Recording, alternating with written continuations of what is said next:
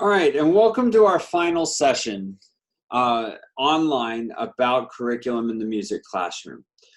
And just tying back in with our last experiences in class, probably didn't get to the bottom of this answer of which came first, the chicken or the egg. But hopefully we came to a conclusion of what we felt should come first in our teaching, and that we understand how students learn music. And if we can understand how students learn music, then we can begin to select the right music for them and for our ensembles and for making them better musicians and more independent musicians. So where do we go from here? Well, we must now choose music that best develops the skills necessary to meet our intended outcomes. This is why we spend so much time looking at program goals. Where do we want them when they leave our program? Then we look at course goals. Where do we need to get them by the end of the year so that they are on track to meet that program goal? And then we look at what are the skills necessary? What knowledge is necessary? What dispositions are necessary? Because those three things, we're going to have to teach them in concert to meet those objectives, which then meet the course goals, which then align with the program goals. And because of that linear nature, we now have to select music. It's no longer selecting music just because it sounds great. That's an important component, but now we're making educational decisions.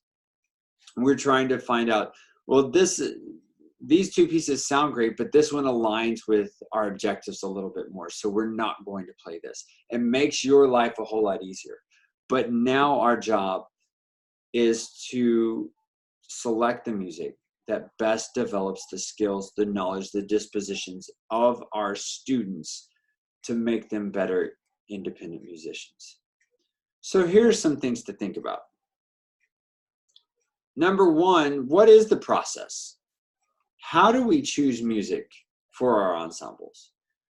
Hopefully we've outlined a very systematic and insightful way in selecting music for your ensembles. We've gone through setting up your curriculum, setting up your assessments, knowing what you want out of your students, how you're going to measure it, and then selecting music that helps you get to that point where your music selection becomes the vehicle for the students. What constitutes good music? What does that mean, good music? Well, good music can mean several different things, and there can be great music that doesn't fit your program goals. So what we have to do is we have to look at what music is going to help our students become better musicians, what's going to help us reach our goals. At the same time, we want to select quality music. So you have to have a foot in both categories there. So what constitutes good music? Is it teachable? Is it aligned with your program goals? And is there educational and musical quality inherent in the composition? That is what constitutes good music. How will you know if it's good music? What do we look for? Well, you look for, is it teaching the concepts you want to teach? Is it reinforcing? Are you able to practice concepts that you've been working on for a while introducing a new concept in some way, shape, or form? Are you able to, are the students able to approach it with your aid in some way? Because if you pick music that's too easy, they're going to get bored. If it's too challenging, they're going to check out. So you've got to find that happy medium while meeting your course goals and objectives. And what I want you to do now is I want you to think just a moment, and I want you to think of a specific piece of music that would fit the age level that you've selected. And then I want you to write down as many teachable concepts within that piece of music.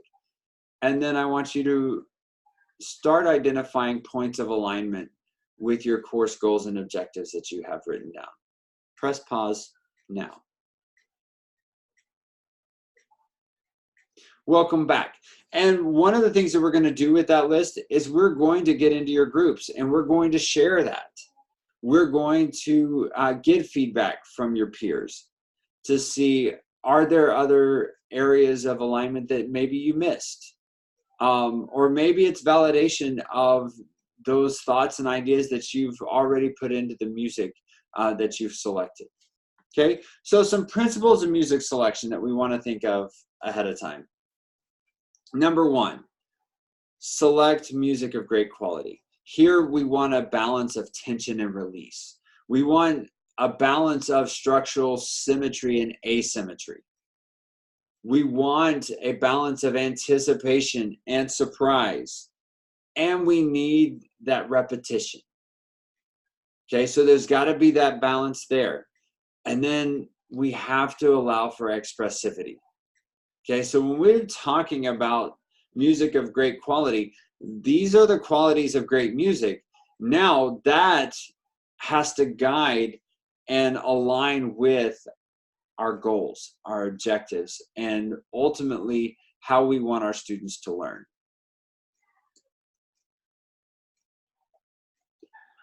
So for us as the teacher, select music that is teachable. Okay, the music must have elements that could be taught: duration, pitch, form, dynamics, texture. Okay, we need rhythm, expressivity, musicianship, musicality.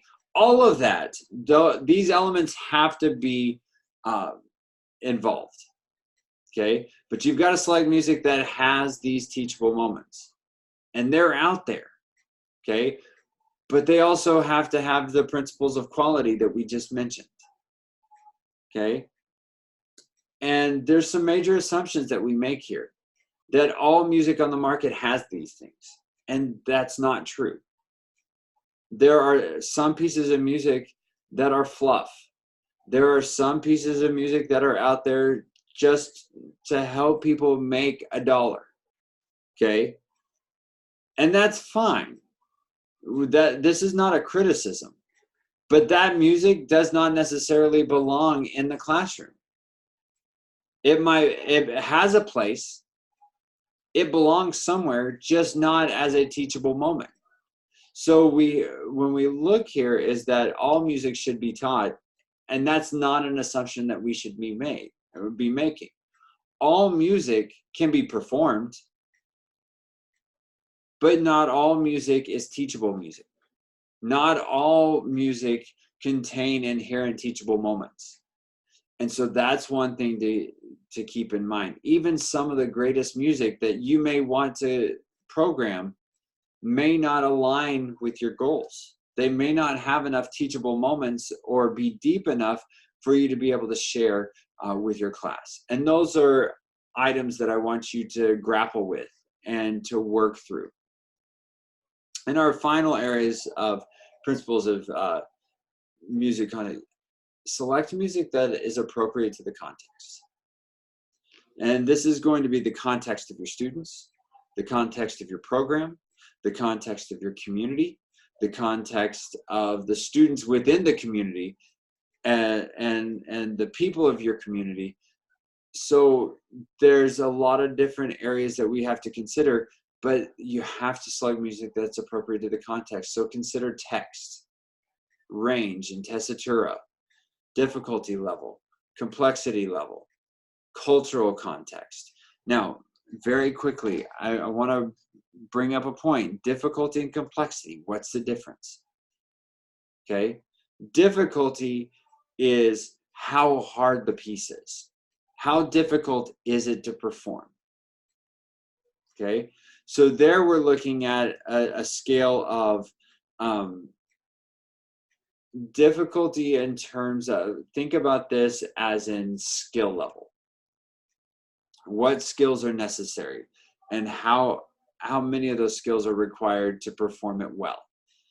Complexity is the level of thinking that it takes to make musical decisions within a piece.